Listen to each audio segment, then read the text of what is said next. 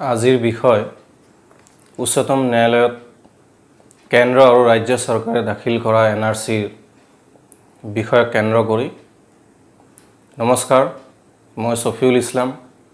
আজি এনআৰচি সন্দৰ্ভত উচ্চতম ন্যায়ালয়ত আলোচিত হৈ যোৱা বিষয় সন্দৰ্ভত আলোচনা কৰিবলৈ ওলাইছোঁ।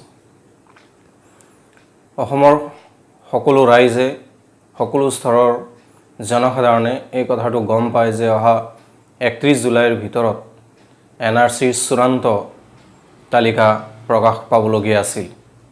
কিন্তু শেহতীয়াকৈ ৰাজ্য চৰকাৰ আৰু কেন্দ্ৰীয় চৰকাৰে এনআৰচি উল্লেখিত অৰ্থাৎ অন্তৰ্ভুক্ত বিষয়সমূহক লৈ পেলাই উচ্চতম ন্যায়ালয়ত এক আৰ্জি দাখিল কৰিছে। সেই আৰ্জি মতে উচ্চতম ন্যায়ালয়ে এক নিৰ্দেশনা দিব লাগে যে সীমান্তৱৰ্তী এলেকা অৰ্থাৎ অসমৰ সীমান্তৱৰ্তী এলেকাসমূহৰ 20%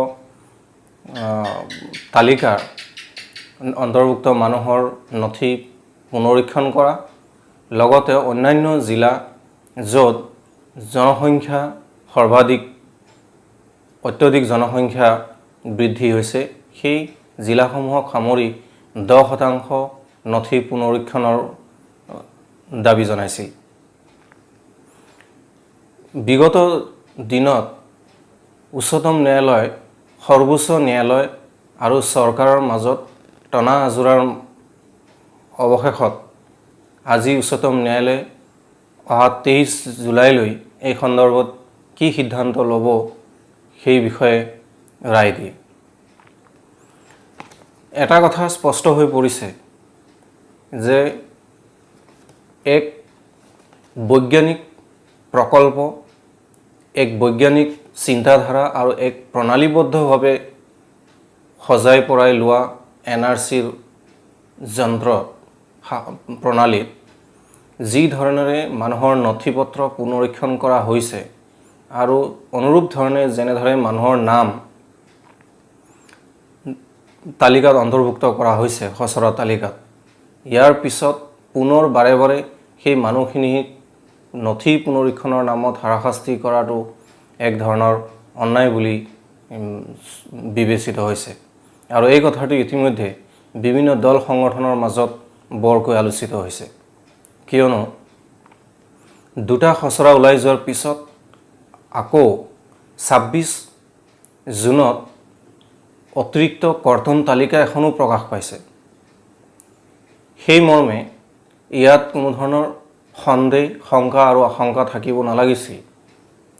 কিন্তু চৰকাৰী যন্ত্ৰৰ ইমান এক নিৰপেক্ষ, নিৰবিচ্ছিন্ন আৰু নিষ্ঠাৰে কাম কৰাৰ পিছতো চৰকাৰী কৰ্মচাৰীৰ ওপৰত সন্দেহ প্ৰকাশেৰে চৰকাৰে পুনৰবাৰ উচ্চতম ন্যায়ালয়ত এক বিশাল কাৰ্যৰ পুনৰবাৰ দাবী উত্থাপন কৰাটো কি সূচায়? বিভিন্ন মহলে এই সন্দৰ্ভত প্ৰশ্ন কৰিছে যে চৰকাৰে অবৈধ হিন্দু বাংলাদেশী নাগৰিকক ভাৰতত পুনৰ সংস্থাপিত কৰিবৰ কাৰণে এক লেহেমীয়া গতি আগবঢ়াইছে। আজি উচ্চতম ন্যায়ালয়ত আনকি চৰকাৰৰ আমোলা বিষয়া তথা এনআৰচি কৰ্তৃপক্ষ প্ৰতীক হাজেলাই উচ্চতম ন্যায়ালয়ত এই কথাটো অৱগত কৰিছে যে এনআৰচি কৰ্তৃপক্ষই 80 লাখ মানুহৰ নথি পত্ৰ পুনৰীক্ষণ কৰিছে, যিটো প্ৰায় 25-ৰ পৰা 30%। তেনেস্থলত এনআৰচি কৰ্তৃপক্ষই পুনৰবাৰ নথি পত্ৰ পুনৰীক্ষণ কৰাটো বিচৰা নাই। কিন্তু কেন্দ্ৰ আৰু ৰাজ্য চৰকাৰে পুনৰীক্ষণ কৰাৰ নামত অহেতুক ৰাইজক হাৰাশাস্তি কৰাৰ লগতে মানুহৰ মাজত এক আশংকা আৰু শংকা বিয়পাই দিয়াটো পৰিলক্ষিত হৈছে। আজি সৰ্বোচ্চ ন্যায়ালয়ে এই বিষয়টো গভীৰ চিন্তাৰে সৈতে, গভীৰ উদ্বেগজনক বিষয় বুলি গুৰুত্ব সহকাৰে লৈ পেলাই অহা 26 তাৰিখে এই সন্দৰ্ভত ৰায় দিব বুলি জানিব পৰা গৈছে।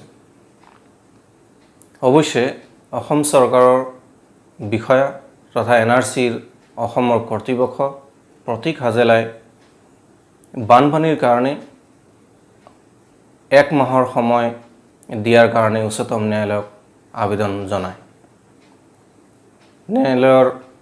ন্যায়ালয়ে কৰ্তৃপক্ষ NRC কৰ্তৃপক্ষ প্ৰতীক হাজেলাৰ এই বিষয়টো লৈ পেলাই 23 জুলাইত এক গুৰুত্বপূৰ্ণ নিৰ্দেশনা দাঙি ধৰিব।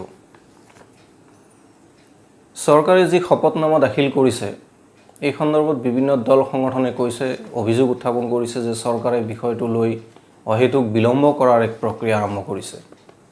কিয়নো ইতিমধ্যে অসমক বাদ দি অন্যান্য ঠাইত 3000ৰো অধিক লোকক বাংলাদেশ, পাকিস্তান আৰু আফগানিস্তানৰ বিদেশী লোকক তেওঁলোকে নাগৰিকত্ব প্ৰদান কৰাৰ তথ্য ইতিমধ্যে প্ৰকাশ পাইছে। আৰু ইতিমধ্যে এই বিষয়টো অধিক গুৰুত্ব লাভ কৰিছে যে বিজেপিৰ নেতৃত্বই আৰু কেন্দ্ৰীয় চৰকাৰৰ মন্ত্ৰীয়ে ৰাজ্যসভাত এই কথাটো সহজে উত্থাপন কৰিছে যে অবৈধ হিন্দু বাংলাদেশীৰ নথিপত্ৰ নাথাকিলেও তেওঁলোকৰ নাম NRCত অন্তৰ্ভুক্ত হ'ব। নথিপত্ৰ অবিহনে তেওঁলোকৰ নাম অন্তৰ্ভুক্ত হ'ব, এই কথাটোৱে এইটোৱে সূচায় যে NRC এক গুৰুত্বহীন বিষয়। গতিকে ৰাজ্যসভা আৰু লোকসভাত এই বিষয়টো লৈ বিভিন্ন সাংসদসকলে প্ৰতিক্ৰিয়া ব্যক্ত কৰিছে।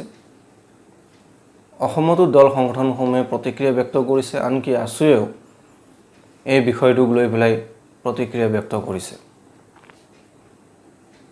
আটাইতকৈ ডাঙৰ কথাটো হ'ল ৰাইজৰ এতিয়া নাজল নাথল অৱস্থা। ৰাইজে বানপানীত ককবকাই থাকি নিজৰ সা সম্পত্তি, নিজৰ নথিপত্ৰই যোগাৰ কৰিব নে NRC কৰ্তৃপক্ষৰ জাননী অনুসৰি তেওঁলোকে নিৰ্দিষ্ট ঠাইত গৈ নিজৰ ভাৰতীয়তাৰ তৃতীয়বাৰ প্ৰমাণ দাখিল কৰিব লাগিব বা প্ৰমাণিত কৰিব লাগিব যে তেওঁ ভাৰতীয়।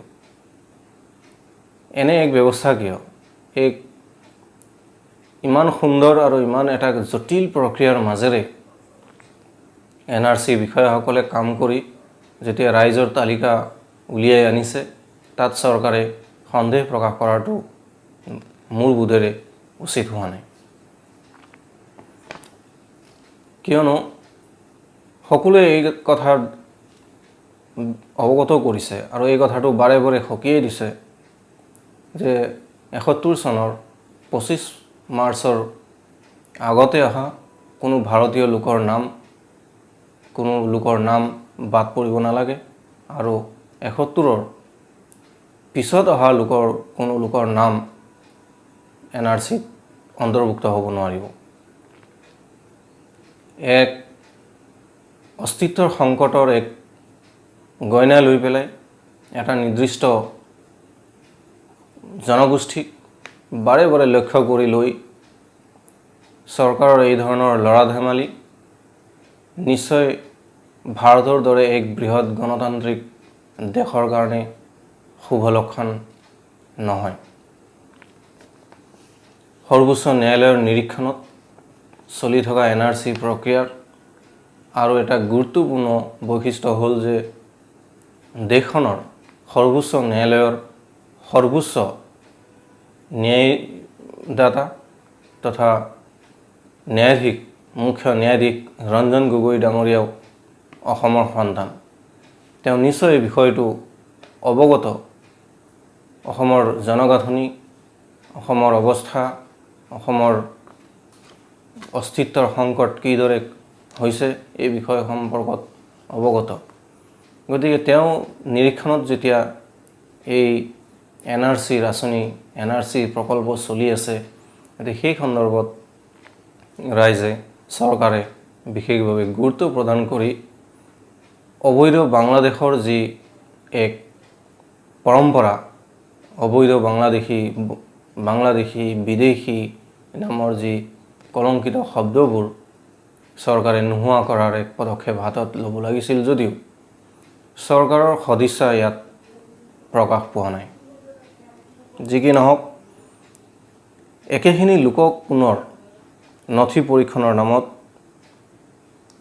তেওঁলোকৰ শাৰীৰিক মানসিক নিৰ্যাতন চলোৱা যে হ'ব, তেওঁলোক যে পুনৰবাৰ সৰ্বশান্ত হ'ব, নিজকে ভাৰতীয় বুলি প্ৰমাণ কৰাৰ নামত যে আৰু অকথ্য নিৰ্যাতনৰ বলি হ'ব লাগিব,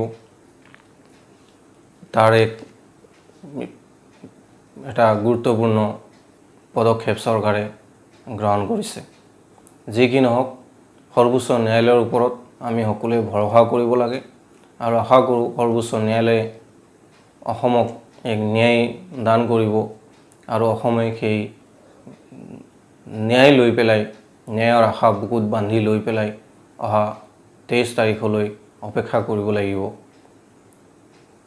এই ভিডিঅ' আপোনালোকৰ কেনে লাগিল নিশ্চিতভাৱে কমেণ্ট বক্সত কমেণ্ট কৰি জনাব। ভাল লাগিলে লাইক, শ্বেয়াৰ কৰিব আৰু ছাবস্ক্ৰাইব কৰিবলৈ নাপাহৰিব। ধন্যবাদ।